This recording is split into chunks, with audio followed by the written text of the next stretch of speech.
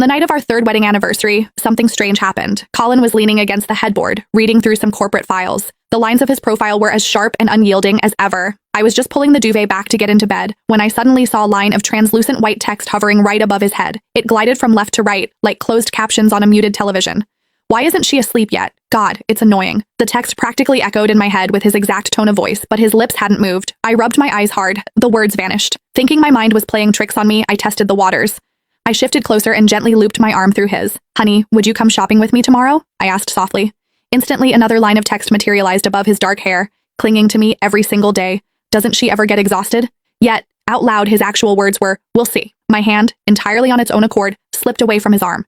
My name is Summer Davis. I've been married to Colin Montgomery for 3 years and 4 months. That was the first time the subtitles appeared above his head. It was also the first time I realized that his trademark phrase, we'll see, never actually meant we would see about it later. It meant, leave me alone. I didn't try to touch him again that night.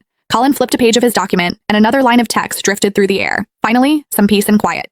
Those 5 words cut deeper than anything he could have actually said out loud. I lay on the far edge of my side of the mattress, pulling the covers all the way up to my chin. My heart felt like it was being slowly pinched between someone's fingernails. The next morning, I woke up at 6 a.m., just like always. I spent 40 minutes in the kitchen making slow-simmered steel-cut oats with caramelized apples and pecans, pairing it with his favorite hand-ground espresso.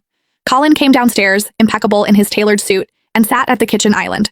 A line of text floated above his head. Oatmeal again. Could she have any less imagination? Out loud, he didn't say a word. I slid the ceramic bowl in front of him.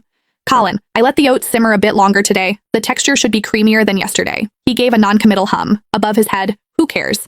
I stared at the bowl of oats, suddenly nauseous. 3 years, every single day, waking up at 6 to make sure he had a warm homemade breakfast. Cinnamon oats, avocado toast with perfectly poached eggs, freshly baked scones. I rotated them constantly. 3 years, over 1,000 mornings, and he had never cared about a single one of them. At 10 o'clock, my mother-in-law arrived. Constance Montgomery swept into the foyer wearing a gray cashmere coat, carrying 2 expensive jars of imported Manuka honey. Where is Colin? At the office, Constance. I took the honey with a practiced smile and turned to put the kettle on for her tea. A line of text drifted above Constance's perfectly coiffed hair, calling me by my first name as if she belongs here. My footsteps faltered for a fraction of a second. Constance settled into the living room sofa, her sharp eyes sweeping the space. Summer, the water in that crystal vase needs changing. It's looking cloudy. Of course, I'll change it right now. All she does is buzz around Colin all day, completely oblivious to how out of her depth she is.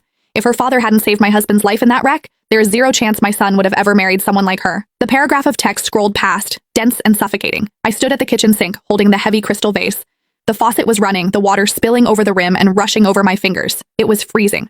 So this marriage was just a debt being paid.